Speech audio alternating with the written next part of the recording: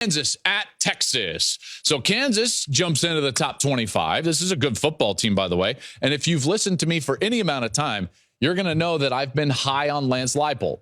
I like this Kansas team, okay? I am a fan of Jalen Daniels. When he's on the field, this is a good football team, all right? Defensively, I think that they're better than people realize, even though last year they did not do a good job defensively against this Texas team. But that was primarily because Texas had Mr. Everything running back Bijan Robinson. So when we look at this game, what do we think of? Well, for me, I think to myself immediately, hey, is this going to be a Texas team that plays to their level of competition or plays to their standard? And last week against Baylor, they played to their standard. I believe that they're going to start to do this more often this year, and that's because where they're strong this year is not in rhythm, timing, athleticism, and skill, although they have those things. They're actually built and strong at the line of scrimmage. So it's more about effort and strength and discipline up front. They're good and consistent on defense. That's going to allow them to play more consistently on a week in and week out basis. We saw that last week against Baylor.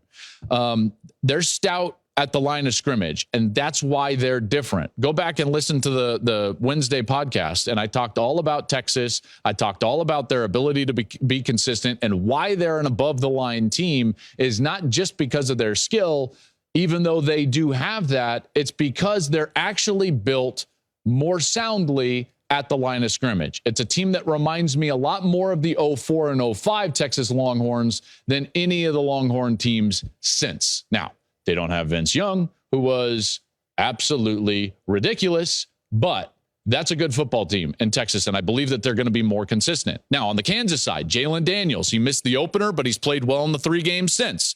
All right, they can run it a little bit. This is a team that defensively last week against BYU played really well, in particular against the run game. BYU only had 9 yards on 22 carries.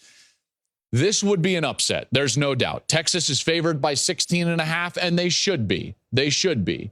However, this Kansas team has something to them. I'm going to be watching early in the game for how Kansas reacts against the run. Can they stand up? Can they hold that line of scrimmage with any consistency against a run game that I really believe in? All right, that run game for Texas can get after it.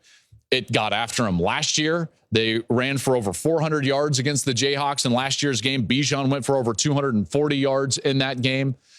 And so that's where the game is won and lost for me. Jalen Daniels doesn't get a chance unless the defense can prevent Texas from just owning the line of scrimmage, because as soon as Texas owns the line of scrimmage, then it's over.